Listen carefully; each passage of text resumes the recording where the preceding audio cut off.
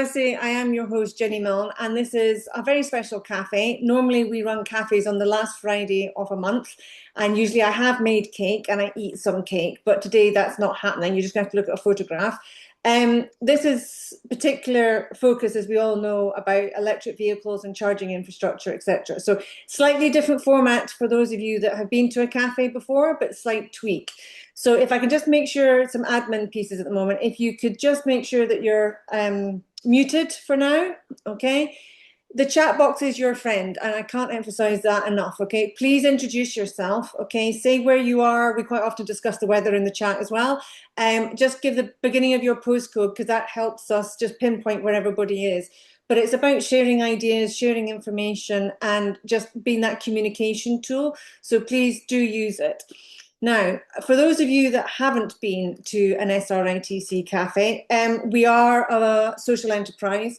It isn't our main jobs for Alex and myself and the others in the team. In typical rural and island fashion, we have other hats. But we do have a support team behind us, many of which are volunteers. And as you'll see on the right-hand side of the screen just now, we have some directors, which is myself, Alex, and some of you may have come across Ali McEnroy. He has a double hat with Technology Scotland and Mass Scotland. And I'm pleased to say we've got some of our advisory board members here. Rabina is in Shetland, she's here. But we also have a very European and worldwide advisory board with other countries represented, which is really, really important to us. And we also have some musketeers, some of which are here today. And these are people that I describe as volunteers that help out in the background. None of what we do would be possible without the support of people behind the scenes. And there are others, plenty others actually, that help out that haven't got their photographs embarrassing them on the front screen. So they'll be very glad of that. So who are SRITC? What are we about? Well, in 2017, I was involved with European money called LEADER, and that's very much for communities, which communities will be well aware of. And I sat on the Cairngorm LAG, Local Action Group, at that point. And there was 10% funding ring fence for transport in the LAG areas. And it very clearly happened to be that there wasn't really a voice for rural and island transport through that potential piece at that point. So one thing led to another, and in 2018 we ran our first get-together, and that was in Inverness, and we discussed everything from autonomous vehicles through to childcare, because if you don't have transport, you can't access childcare, but also technology plays a big role. And it's just grown and grown and grown. We are now nearly 750 different people from quite literally around the world. I think it's 21 different countries. And we all share passion for rural and island transportation or mobility. So we do have a number of core values, which I hope you'll get the vibe of today when you've been at this cafe for the first time. We're about supporting people. And this cafe, as I'll touch on in a minute, came about as a result of Alex and I's inboxes, people looking for help and wanting support. They also wanted knowledge and information, so that's resourcing, okay? And it's also about feeling part of a community. And it's no lie to say that I've had more than one letter over the duration from people to say how important SRITC is to them mentally, and their mental health has genuinely been improved because they live in such isolated areas. So that piece of a community is really important. And I say transformation and innovation focus quite often, and I know we're talking about innovations today, is common sense. We miss out on common sense quite often. And in rural and island areas, we don't need fancy tech. We just need things to make change happen or to make something work. And on that basis, if you're new to a cafe, I am renowned for picking on people in a nice way to ask them to contribute their stories. So I've already given a heads up to a few people before today, but also before we went live, that I want them to bring in their stories, because that's how we learn and that's how we can make change happen. So that's SRITC, but why are we having this cafe? And why has Jenny not got cake? Well, Jenny's not got cake because it's Monday and I've not had time to make one. So I'm not going to ask who's got something sitting there. Even my cup of tea is empty at the moment, which is not a good show. Anyway, as I touched on earlier, Alex and I have been getting emails quite consistently for over a year about the phasing out of ChargePoint Scotland, ChargePlace Scotland, sorry, concussion moment. So this then sort of snowballed, and that's why we brought, and you'll hear from them in a minute, Energy Saving Trust to talk about this fund, and that's why we want to bring together everybody. And we have everything from Scottish Government, community organisations, electricians, sparkies, electric vehicle providers, electric vehicle charge point providers. We're all here today. So that is the glory and the joy of SRITC. So this is how we've come to be. There's big knowledge gaps, okay, around what's possible in this area.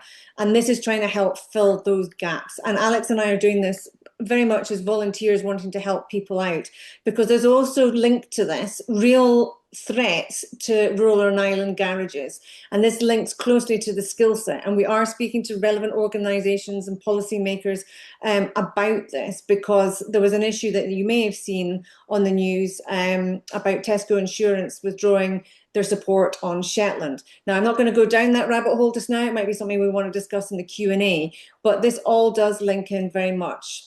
So finally, one of the other pieces that's really important to highlight is we had an SRITC manifesto. I say had, we still have it. We're lucky enough that it was presented through the rural stakeholder groups to key people within Scottish Government, and the electric vehicle story was very much part of this. So that's to give you a bit of background on who SRITC are, who I am. Alex will introduce himself shortly when he comes to speak. But what I'm going to do before I get to EST is actually just highlight a report that came out last week that some of you may or may not have seen. Okay, it was a white paper called Putting the Driver First. So it was published by the Electric Vehicle Association, and Alex will probably put the report in the chat for you to go and have a look at. But it was interesting statistics that came out of it. 75% of drivers say public charging costs are now the biggest barrier to driving an electric vehicle. And we know in parts of Scotland that it's 70, 80, 90p per kilowatt now, if not higher, for charging in some public places. 74% of drivers say location is a prime factor. Without sounding like Kirsty and Phil off a famous TV program, location, location, location, we do know location is really important. But that also ties into 60% of people focusing on price. The other side of things to this is 1 in 3 drivers will travel to a cheaper charge point to cut their bill. Now, you could say that's a Scottish phenomenon, being cheapskates, that we want to find value, but I can tell firsthand, wearing my tourism hat, that I know people that have recently just been visiting Scotland from the Netherlands, and they did exactly that. They were travelling around to find the cheapest charging point because it was astronomical in some of the public places. And finally, 57% of people believe public charging should cost less than 45p per kilowatt. So Alex will put the report in the chat and you can have a look at it and pull out some other statistics. But I just wanted to do that to scene set. So today's agenda, for those of you that aren't familiar with a cafe, we're going to shortly go to our colleagues at EST, and they are going to give you an overview of the Rural and Island Infrastructure Fund. Then those guys are going to hand directly over to Alex, who is going to bring some supplier insights. And then I'm going to pull in communities and businesses to talk about that perspective. And then we will finally round up a bit with that Q&A that I talked about. And the Chatham House rules does apply, so don't worry about that. And then we're going to finally have a bit of a next steps and what's going to happen beyond today's cafe. So without further ado, I'm going to stop sharing my slides and I am going to ask the team at EST to kick off their resume. So where are they? I can't see you, but yep, you've got your screen shared, so that's great. So I'll let you do your introductions. Cool. Thanks, Jenny. Thank you. And it's great to see so many people in this call. Fantastic.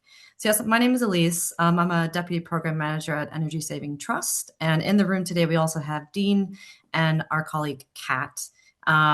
We are working on the Rural and Island Infrastructure Fund, so we thought we'd just present a few quick slides. I say a few, there's a good number of slides, but I'll be quick. Just to kind of give a run through of what the fund is and who's eligible and what is eligible and all those things. A note as well that I believe Alex is going to share the link to our webpage for the fund. On that page, you can also find a webinar that goes through in much more detail the fund itself, and you can access that through the webpage there. So let's just hop into it here. I think you all know who we are, so we're going to skip this slide. Purpose. So the purpose of the grant funding. So this is funded by Transport Scotland. So we're administering the fund itself.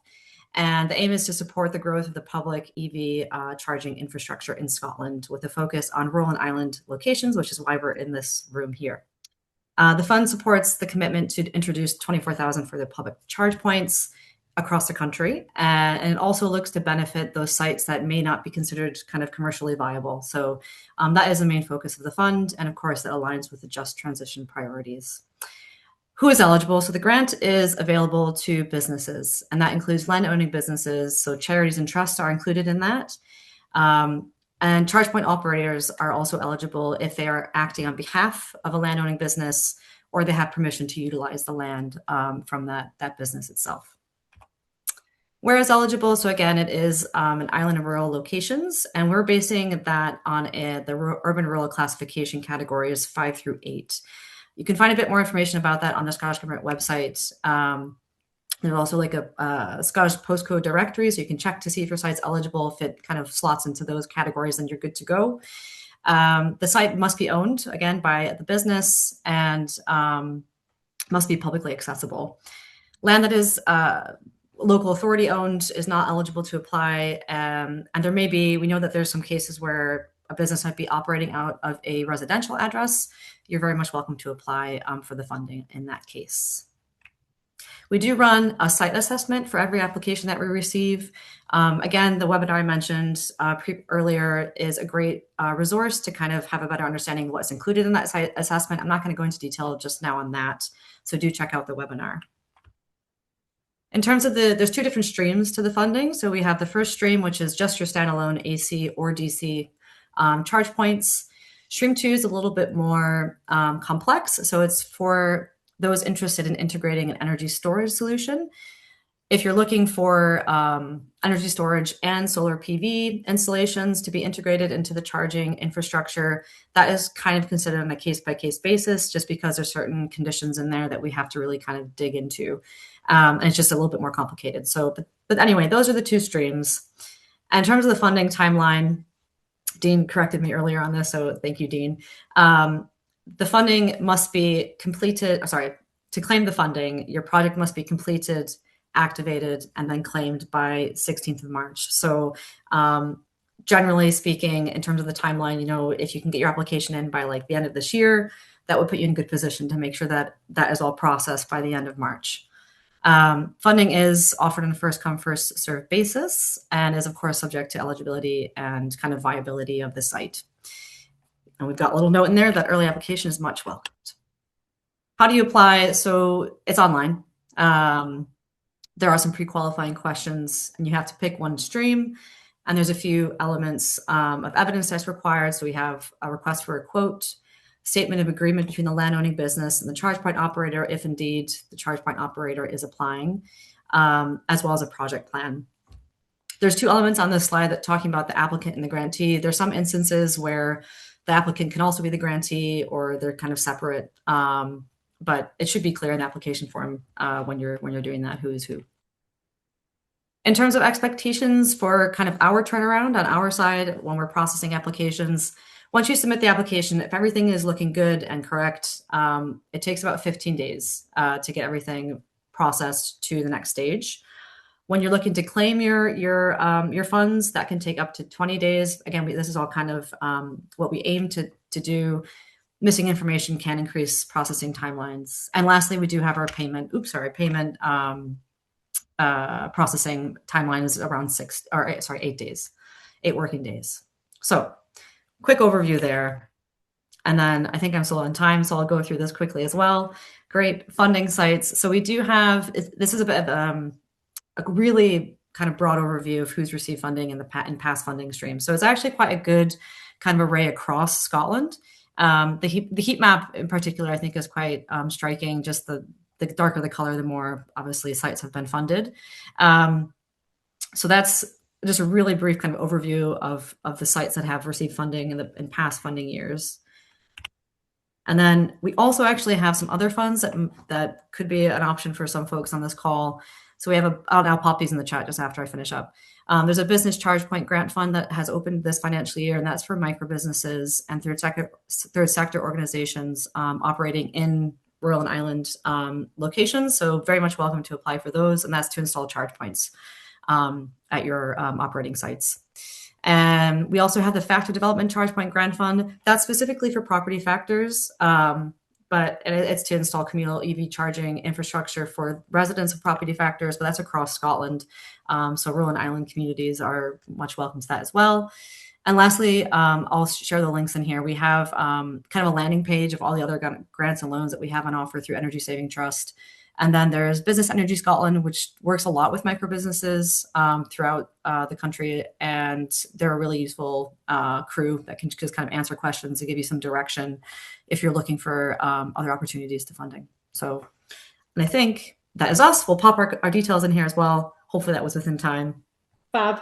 Thank you. I'm just going to quickly take one question. I'm going to be cheeky here. Rabina from Shetland has asked, I assume there's no funding, nothing being funded in Shetland because it didn't appear on the map.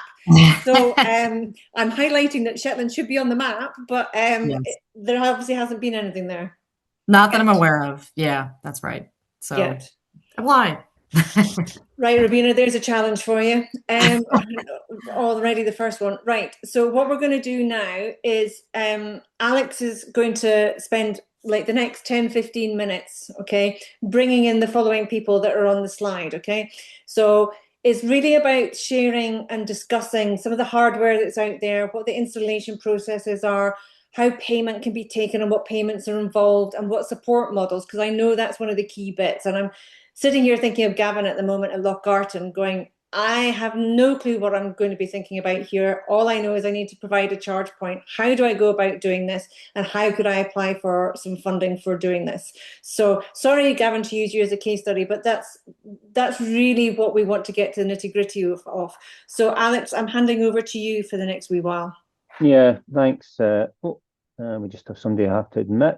So thank you, Jenny. So yeah, this is really about, now that we know a little bit more about the fund, for those who aren't aware of it, it's just getting a perspective from some of the companies who are really at the middle of actually delivering installations, you know, and that includes both the actual hardware, but it's also the actual process of getting charge points installed, because it's quite useful, I think, for anyone who's unfamiliar with the basics of the process, just to get a basic understanding of what sort of hardware is available, how appropriate is it, and what are the steps when you actually go about getting a charge point installed. So what we'll do first of all is start with Ewan McLeod from Voca.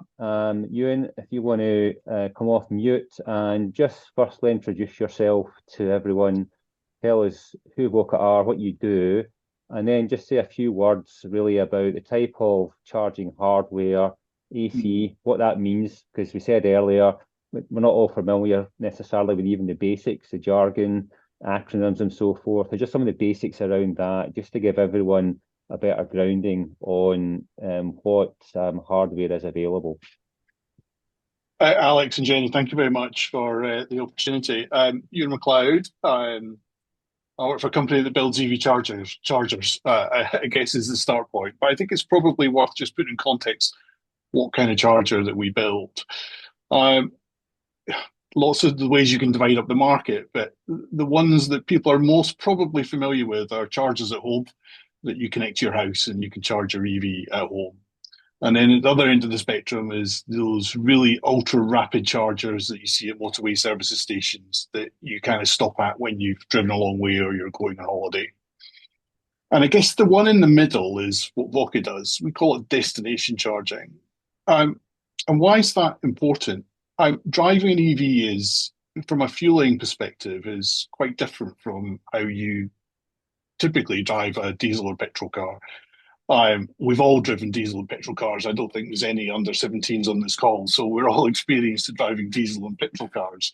But we generally make a specific journey to fill up our tank when the little light on the dashboard goes to zero. That's not typically the way you fuel an EV. You generally fuel it when you can. It's opportunistic top-up type charging. And the best time to charge an EV is when it's stationary, and the even better time is to charge it when it's stationary at a place you want to be, whether that's clearly at home, or it could be at your workplace, or it could be at a hotel or a leisure destination, or wherever you might choose to be, and you just simply park and plug. So we build destination chargers. And there's lots of horrible language around describing what these chargers are. ZapMap have had a very good go at trying to define what all this means. And you'll see language like rapid, ultra rapid, standard, standard plus, whatever. We essentially build slower chargers as opposed to the very fast ones that you find at motorway services stations, because we believe that people want to charge their vehicle at places they choose to be. And so we've launched into the UK market initially a charger that can deliver up to 22 kilowatts of energy. Most cars don't charge at that kind of rate. And we built it with contactless payments, because while having a charger, I noted the Eamon's comment about the charger is not just something that you plug on the wall and deliver electrodes into a battery or something to that ilk. Actually, commercial public-facing chargers need to do so much more, and well, I'm sure we'll talk about it at some stage. But number one, is the charger reliable? Well, I think that's got to be a given, and that ChargePoint operators need to work really hard to make sure that stations are available when people arrive to find them. But the second big issue is, how do I start and pay for a charge? So we've built something specific for this market with integrated payments. That's Vodka. Coming off mute, thank you very much, Ewan, for that. It might be helpful if, again, just to expand a tiny little bit, because I appreciate that was a very high level summary. Sure. So when it comes to what we loosely call slow charging, yes, what the flavors of slow charging actually are, and what I'm really referring to there, we have, your home charging might be 7 kilowatt, 11 kilowatt, and what that practically means, and especially through the lens, if you are a small business offering charging to your customers, practically what does that mean to them? So I don't think this is a technical term, but I'll use it, and if people are not comfortable with it, please say. Dwell time is really important when it comes to having this conversation. So dwell time is the length of time that you choose to spend somewhere. And that can be different. If you're at a hotel, that's overnight. If you're at a leisure location, that could be anything from an hour to a couple of hours to longer. And that's really important when it comes to choosing the type of charger. But when the kind of chargers that Vodka builds are, I think officially are called standard plus chargers. Let's call them slow chargers for the purposes of this conversation. And they can just say deliver 7 kilowatt hours of energy per hour. What does that mean to the driver? It's roughly between mid-20s miles of additional range every hour that you're connected. So if you're connected to a hotel overnight, your battery will be full by the time you wake up in the morning. If you're at a leisure facility, I live very near Legoland, and you're there for 8 hours or 4 hours even, you'll probably get a top-up that's sufficient to get you on your homeward journey. If you need a really rapid charge because you've just driven 250 miles towards Cornwall or to Aberdeen from Edinburgh and you need to stop, you don't want to be stopped for hours, so you'll then look for an ultra rapid charger. Much more expensive, but deliver much more power, much more rapidly, so you can stop for maybe half an hour to get sufficient charge to move on. But Vodka is very much at the, loosely called the slower end of the spectrum. It's for longer dwell times. It's ideal for locations where people want to spend time and top up their battery while they're there. Okay, and just a couple of follow-on questions before we kind of move on. So you are one of, I'm sure, a few companies of your like who produce these slow R-type chargers. So just for the benefits of everyone, if I was a small business and I was looking around to see, well, who's out there? What do they offer? Tell us just a little bit in kind of very brief terms what the market looks like today in terms of companies that supply similar types of hardware to you. Yeah, so at one end, it's quite straightforward.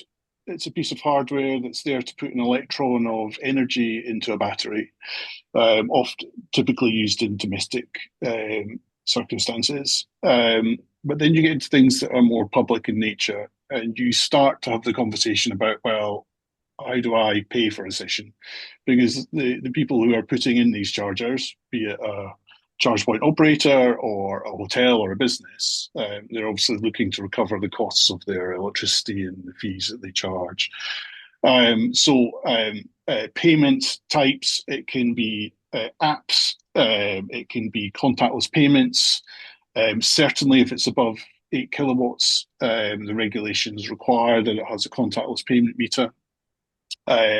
Some of them have cables, some of them don't have cables. Some have 2 ports, some have 1 port. There is a wide variety. But I think if you're looking for a public-facing charger, one, you want to make sure it meets UK regulations for public charging. So how does it manage payment? Forgive me for getting technical, but does it have an open back end that's been built to standards?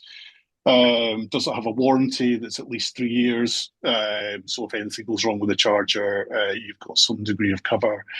And then the things that I would be looking for is what kind of support has been offered to the drivers. So if you turn up at a charge point and for whatever reason you're struggling to use it or it's not working, is there someone I can contact to help me out?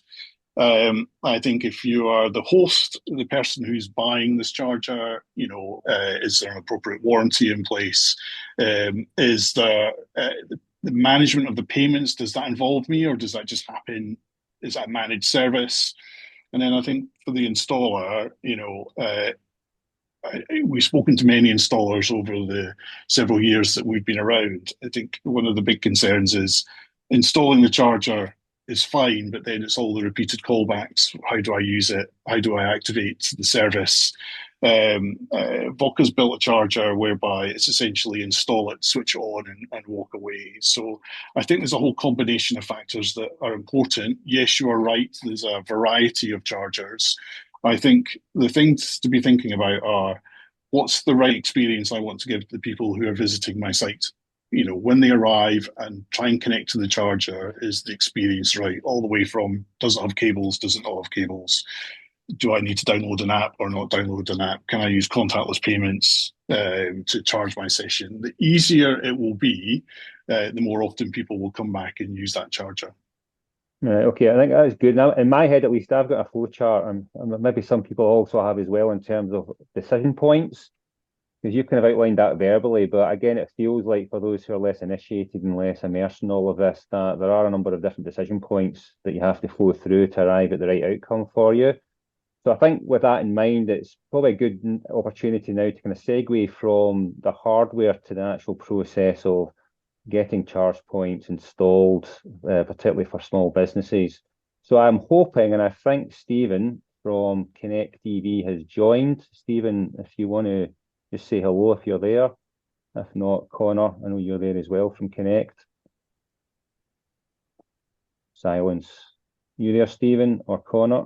Because it'd be good if you just come in and just talk a little bit in very general terms about who you are, what you do, and just some examples, because I know you have benefited from the R&I chart, the Rolling Islands Infrastructure Fund. So just some examples of some of the Connor's installs found you've the done. unmute button, Alex, so you're all good. That's what we're missing. I can't see everyone on my screen, you see, so we're just desperately faffing around, hoping that Connor would. I think he was my admin person earlier on that didn't have his name attached to it. I'm admin. There you go. So it's all yours now, Connor. On you go. Fire away. You can just tell us a little bit about who you are, what you do, and just give us some mini case studies, if you will, about the work you've done.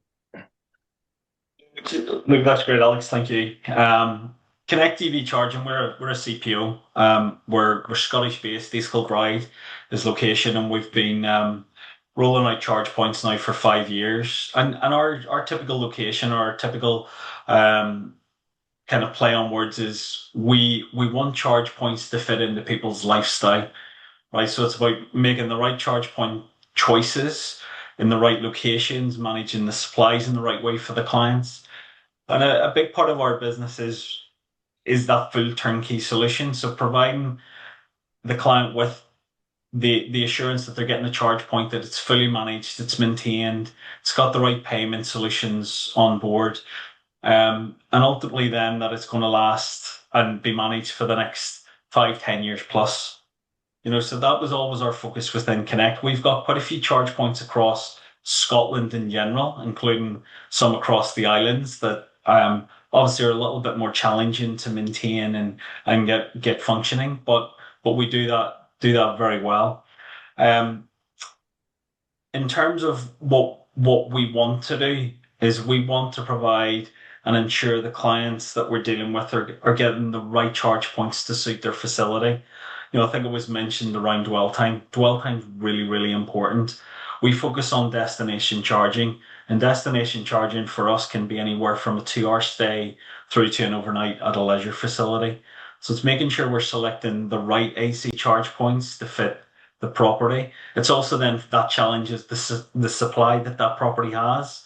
Can they run their property? Can they run their business operations as well as adding in charge points to that site? So that's been a big part of and a challenging part of the rural grant is making sure these businesses can run and operate in the same manner as they would do normally whilst adding charge points.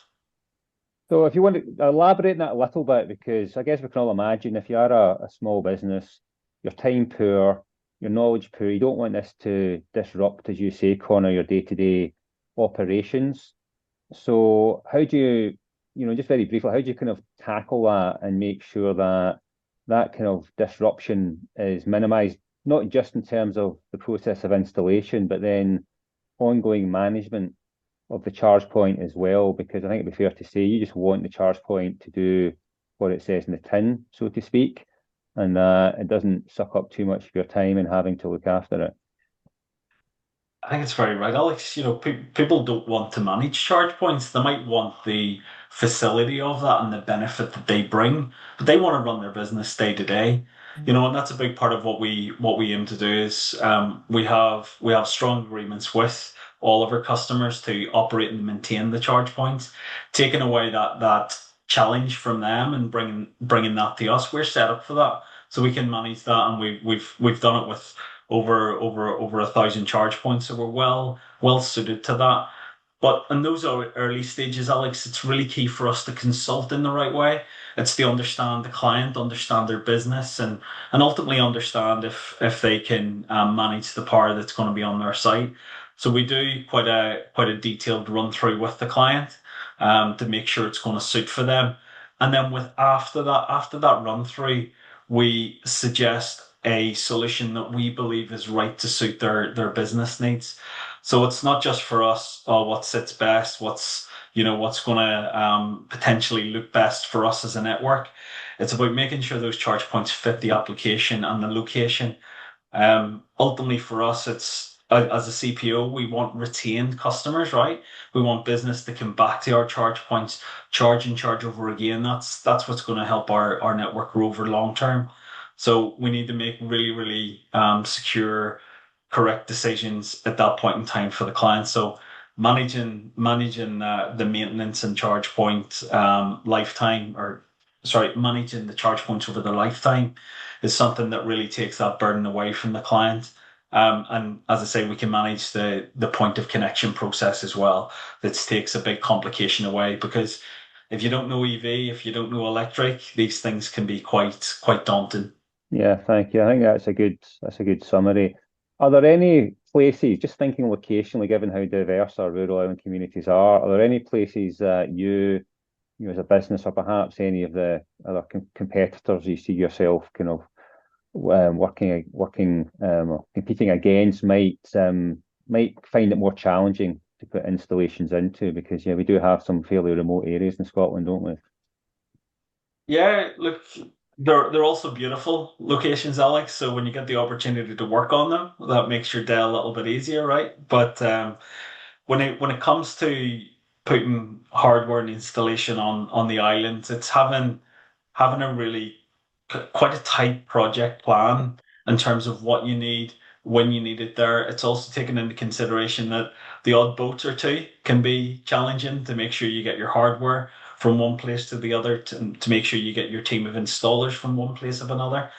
So we find over our installations and what we do in the islands, it's about really meticulous planning, and then having within that a little bit of leeway that ultimately we fall back on, and we have a plan B or a plan C in regards to what we do. But Iron is where we've got a few charge points on of recent through the grants, and 40 kilowatt charge point solutions that we've put into those those places. And the reason being, it gives a reasonably fast charge session.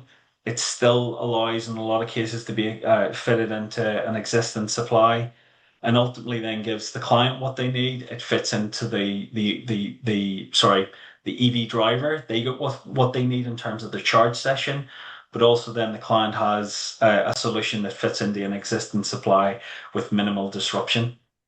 Okay, good. Thank you very much. I hope that's been useful for everyone. We're noticing quite a few questions come into chat, so we'll come back round to them very shortly. Before I hand back over to Jenny to introduce some of the community businesses we have with us today. We also have Ewan McTurk from Plug Life Consulting, and I asked earlier if Ewan would like to just provide some more high-level landscape perspectives on the charging space in Scotland, because Ewan has many years of experience working hand in hand with different councils and different organisations in Scotland. So Ewan, if you're there, I think you are there, hopefully come off mute. Just in 5 minutes or so, just give us your sort of top level view of how the landscape looks today, what you see the challenges and opportunities being. Good afternoon. Thanks for inviting me on today. We've definitely got a postcode lottery in Scotland when it comes to public charging infrastructure. The build out of the ChargePlace Scotland network was essential back in the late, actually I was going to say late 2000s. It was early 2010s, wasn't it? But from that point, obviously some local authorities and local businesses and what have you were more enthusiastic about adding and maintaining hardware than others. And now we're starting to see that ChargePlace Scotland network being taken over by third parties. The issue is that, funnily enough, if you are a commercial charge point operator, you tend to be more interested in lucrative sites along major trunk roads or in busy city centres than you do in remote areas of the Highlands and Islands. And that's part of the reason that we've been seeing this disparity. Certainly through my efforts to try and improve charging infrastructure, which in Scotland there are some densely populated areas that desperately needed better charging infrastructure, let alone rural areas, only a few short years ago. And when I introduced commercial charge point operators to prospective site hosts in urban areas, they tended to fight over each other to get access to that site. But quite often, for many of the people on this call, the areas in which you live, if I try and introduce a charge point operator to those site hosts, those owners of that cafe or whatever it may be, the charge point operators tend to have a very kind of narrow-minded view on this, and they simply say, no, it's not going to make us any money. But they're not factoring in the tourist factor and the fact that you would actually be putting yourself quite literally on the Zap map. You would be drawing EV drivers to you if you get your hardware and your back office, your charging network right, in terms of the hardware that's being put in. And the other thing as well is that because we don't have sufficient reliable, fast, or suitable for purpose charging infrastructure in the Highlands and Islands, that's actually affecting EV uptake UK-wide, because some of your kind of late mainstream / laggards are saying, well, I'm going to stick with my diesel because what about the one time a year when I go up to visit my relatives in the Highlands, I'm not going to be able to charge it. And admittedly, the charging situation is improving, but some networks are a bit patchy, some hardware is desperately in need of replacement, etc. So what you would have if you actually build the right hardware in the Highlands and Islands is massive uptake improvement across the UK for electric vehicles, because people would have the confidence to actually drive their EVs literally anywhere. And it's bad enough that there are local residents of the Highlands and Islands who are occasionally struggling to charge their vehicles, especially older ones like the Nissan Leaf, which is an indefatigable machine. It just refuses to die, incredibly mechanically reliable, but uses the old rapid charging format, which is CHAdeMO. And unfortunately, I've seen that one starting to fall by the wayside in some rural areas too. So this is a concern that I have, because the Leaf is basically a lifeline for people on low incomes to be able to switch to electric, because it is a low-priced, reliable second-hand car, but it's basically got the Betamax of charging formats, whereas everyone else is using VHS. It's CHAdeMO versus CCS, to give them their actual names if you're not familiar with them. And that means that in places like Tyndrum, we've gone from 2 CHAdeMO rapid chargers to none.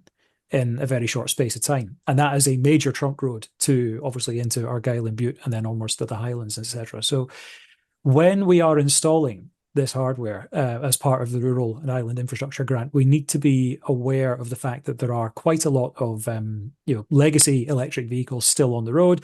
We need to be aware of the need for those to be able to be charged by people who, basically you want to ensure social equality. It'll be a good few years yet before those vehicles have finally been retired. And they are, as I said, they're solid, versatile machines. In fact, my own old school Nissan Leaf is powering this conversation right now. It's feeding power back into the house.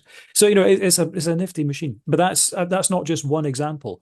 You go anywhere in the Highlands during tourist season, there will be plenty of Nissan Leafs on the road. There will be plenty of the ENV200 van equivalent in camper van form on the road. And I've seen this on my own island road trips. So this is something that needs to be considered when we're installing this hardware. And there's been some really good points made by the other guests today. I've heard some people being a bit disparaging of AC charge points, saying that they're not fast enough. But absolutely, if it's a hotel, for example, for overnight charging, it absolutely makes sense. If it's a tourist destination where you're going to be disappearing for hours on end and then coming back, your car is going to be, hopefully by that point, fully charged and ready to go. So that makes sense. I have seen some site hosts get it spectacularly wrong. A good example being on a national scale, this Premier Inn has put in rapid chargers at its hotels. Rapid chargers that mean that half an hour later, you have to come out of the hotel, unplug it, move it to a different parking space so that someone else can get on.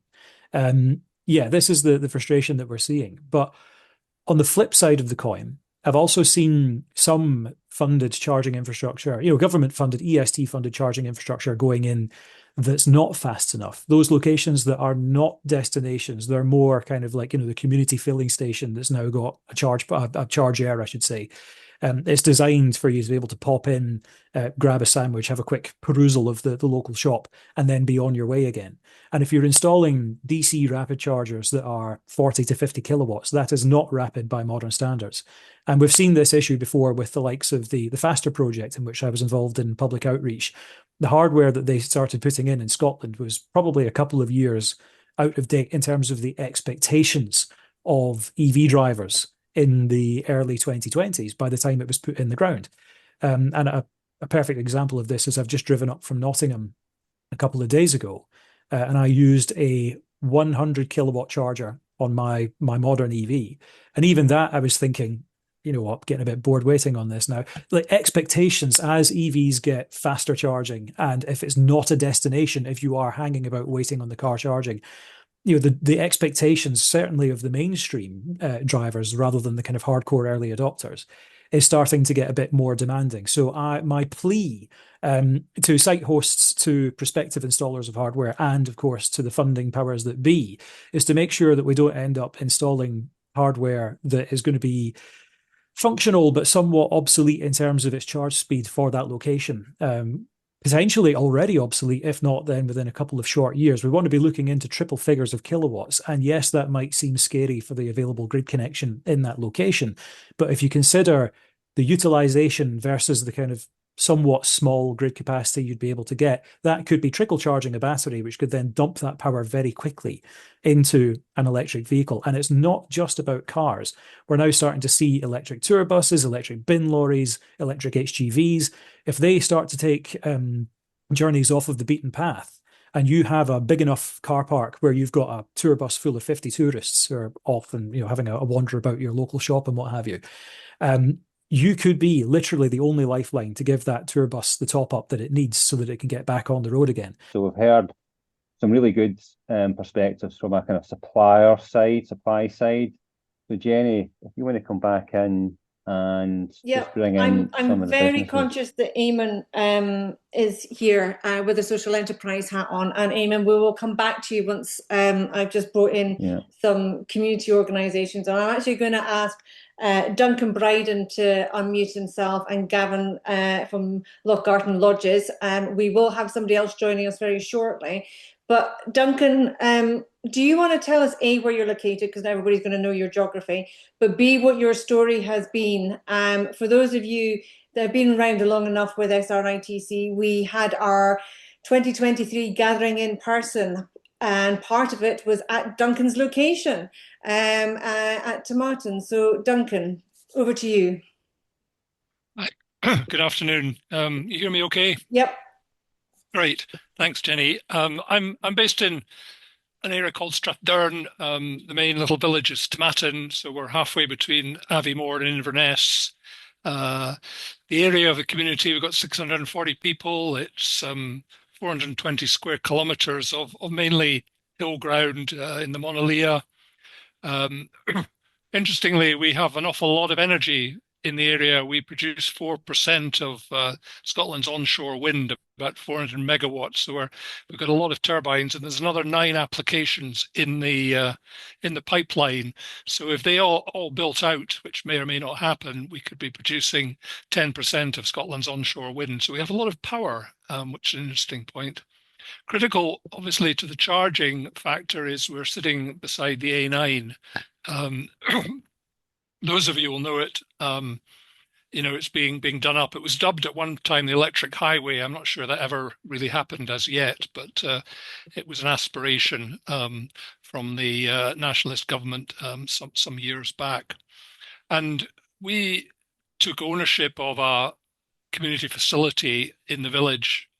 We built a community hub about 7 years ago. A lot of this was supported by the community benefit that was flowing from these large renewable energy developments. Rather than resist it, we said, right, we're going to embrace it. We don't necessarily like them, but if they're coming anyway, we'll benefit from the income that they are generating for us as a community. And it would enable us to kind of put the community on the map. So we now have a facility which is very dear to Jenny's heart because it's got the 4 C's. It's got charge, coffee, cake, and cafe. And it's based just outside our little cafe called Taste of Tomatin, which you're all welcome to visit. And we do excellent food there. So please do come.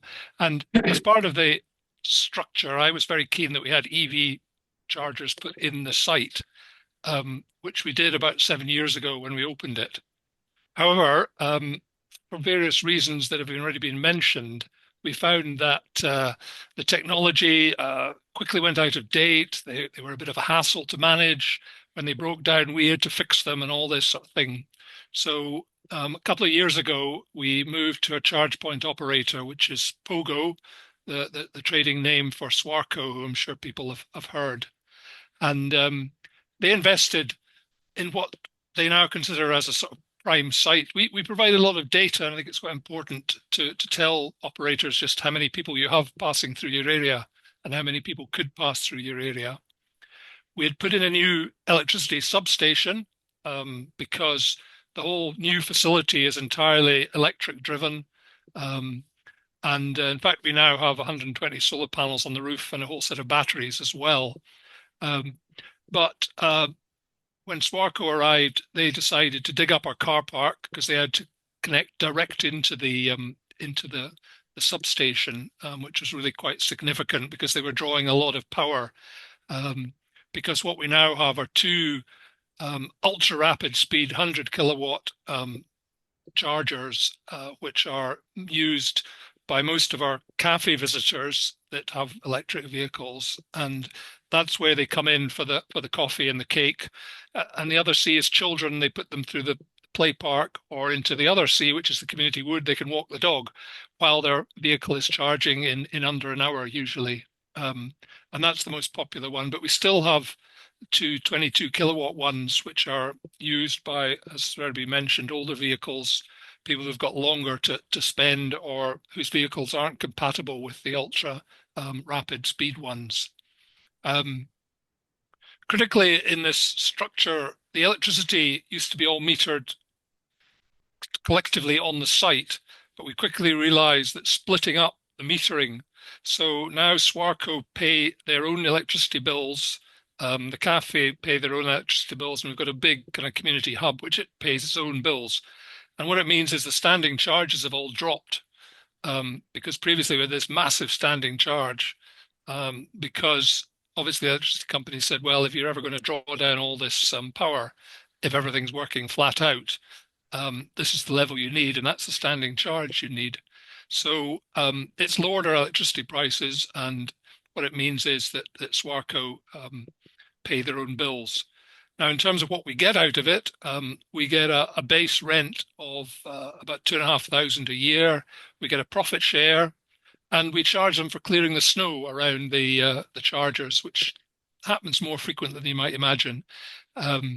So from that sense, it's probably the first time we've actually made a surplus out of the chargers. Our own chargers we didn't, because they were always breaking down, and we've had quite a few power cuts this year. Last year, I think we had 3 or 4, including the summer storms. It's mainly things going down across power lines, so the power goes off. And we had a couple of fires, and they took out the power lines because they had to cut the power because of the fires. So that means it's Swarco's responsibility to get them all up and running again, because that was another hassle when they went offline. It took several days, if not longer, to get them back up. So that's not our problem anymore.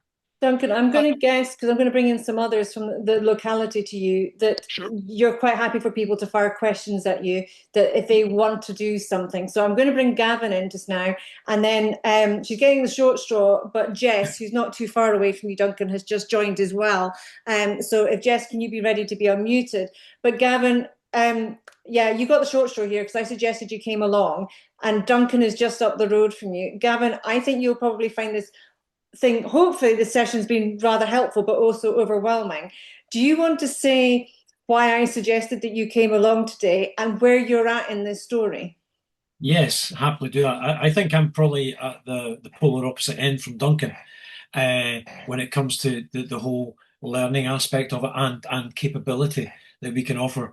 So to put it in context, we are a small 20 lodge holiday lodge park sitting a mile along the road from Lochgarten. So we're very rural, a mile from the Osprey Centre in Lochgarten.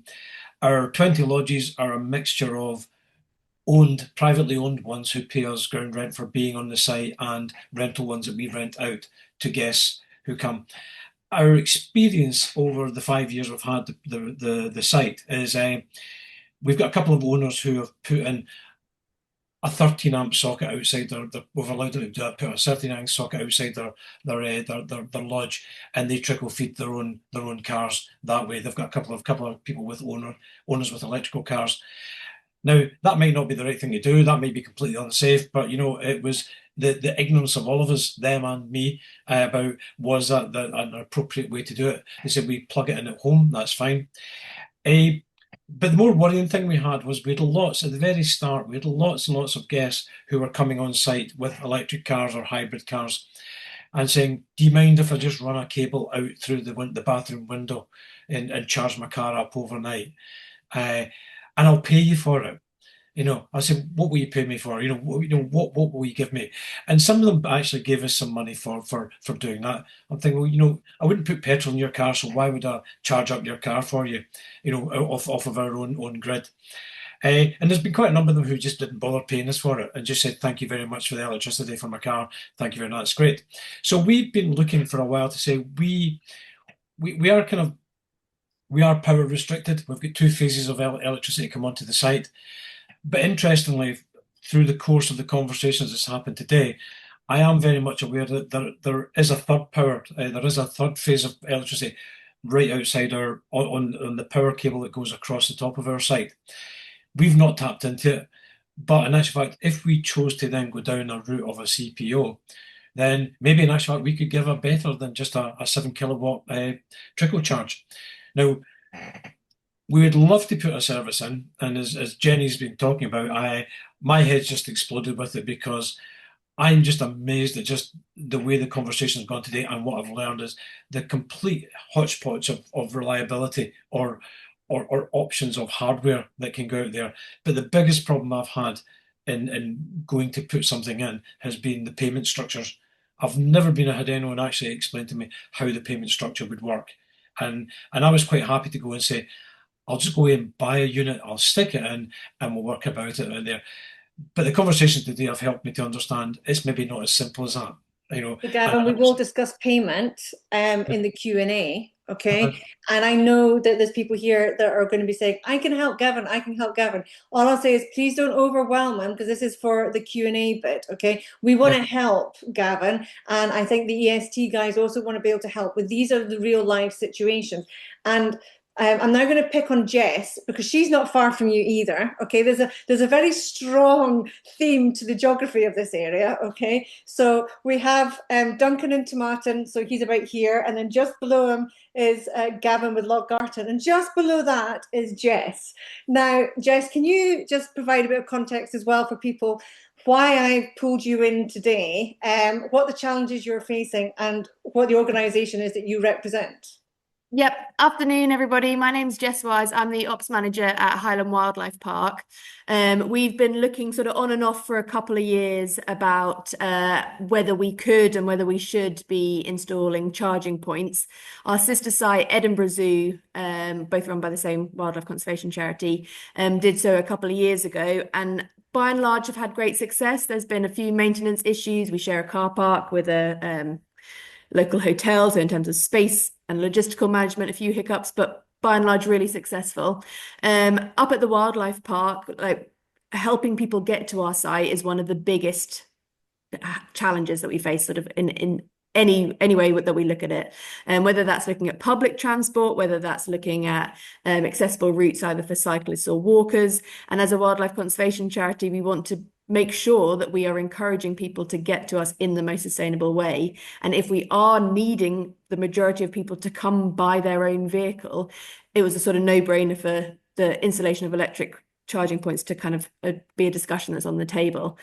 The immediate thing that we struggle with is that we didn't have enough, or we thought initially that we didn't have enough power on site. We thought our infrastructure wasn't good enough to install them. And at first glance, like we were pretty kind of convinced by that. We now actually realize that we've got access to more than we thought that we did.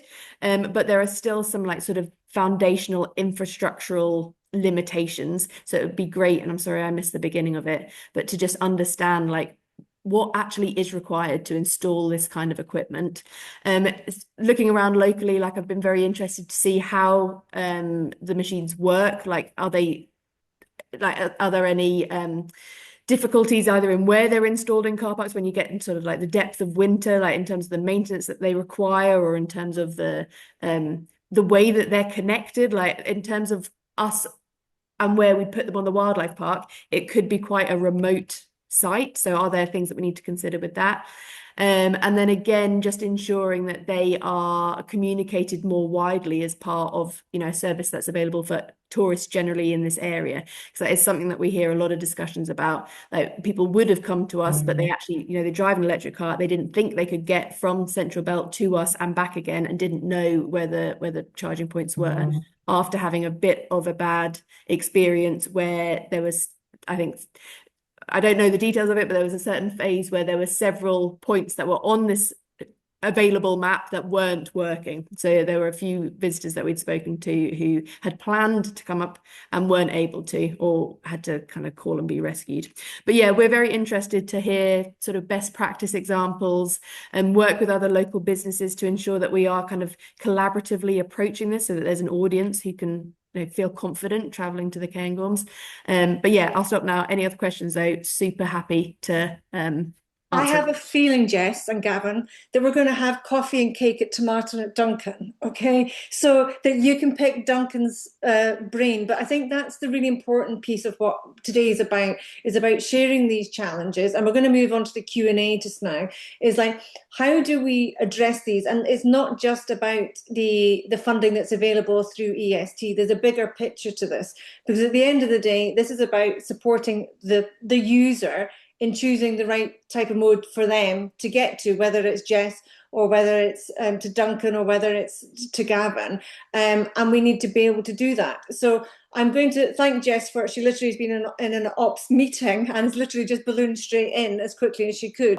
Okay. I think the win today is also about the knowledge sharing that we've had between us all. I don't think there's anybody here, and Alex, you haven't put any polls up because I haven't seen any polls, that will be going away knowing less than they came with today. I, for sure, my brain feels blown, so it does need caffeine shortly.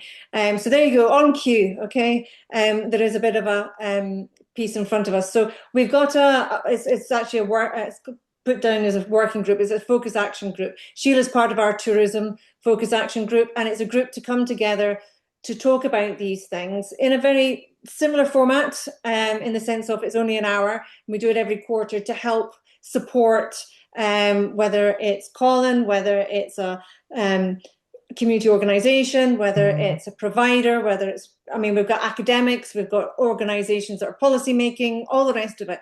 So if you're interested in that, that's what that poll is about. And that was on my next slide, is that the next steps would be for us to create that focus action group that is an action group. It's not a talking shop, it's about making stuff happen, okay?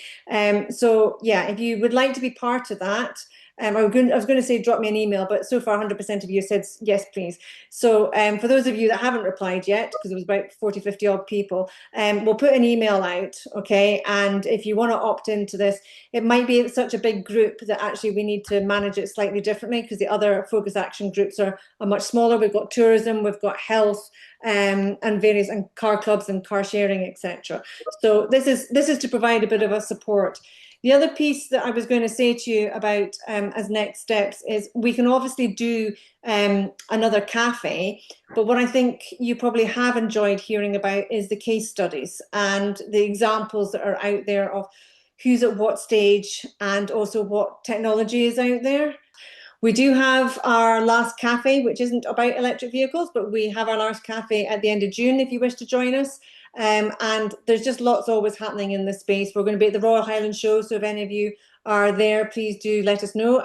You can email Alex and I on that one, and we'll share where we are.